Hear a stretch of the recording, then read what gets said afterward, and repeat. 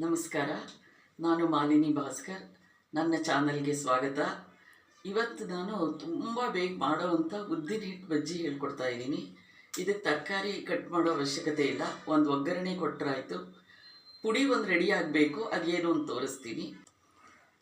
ಈಗ ಶುರು ಮಾಡೋಣ.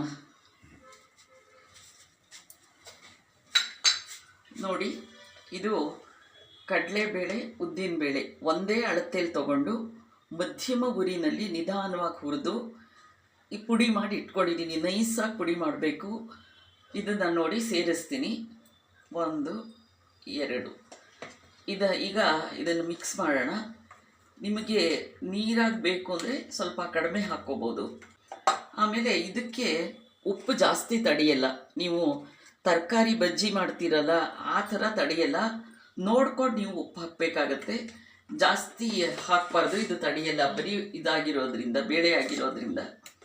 ಈಗ ಒಂದು ಒಗ್ಗರಣೆ ಕೊಡೋಣ.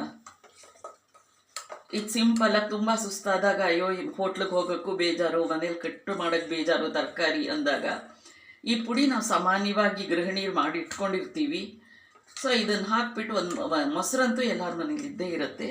ಇದನ್ನು ಹಾಕಿಬಿಟ್ಟು ಒಂದು ಒಗ್ಗರಣೆ ಕೊಟ್ಟರಾಯ್ತು. ಜಾಸ್ತಿ ಎಣ್ಣೆನೂ ಬೇಕಿಲ್ಲ.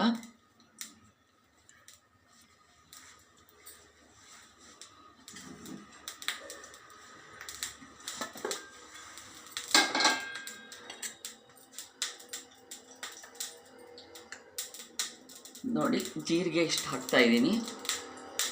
ಒಂದು ಸ್ವಲ್ಪ ಸಾಸಿವೆ ಹಾಕ್ತಿದ್ದೀನಿ.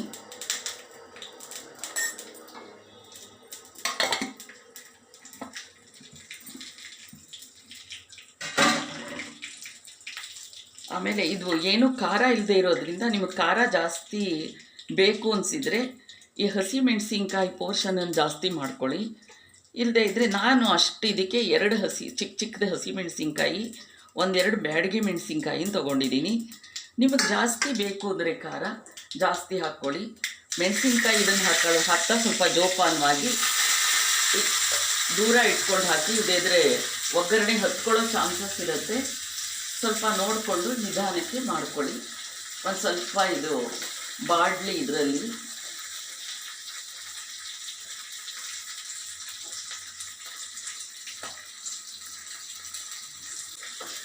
ಇದನ್ನು ಟ್ರೈ ಮಾಡಿ ಮನೆಯಲ್ಲಿ. ನಿಮ್ಮ ಕಾಮೆಂಟ್ಸನ್ನು ತಿಳಿಸಿ ಇಷ್ಟ ಆಯಿತಾ ಅಂತ.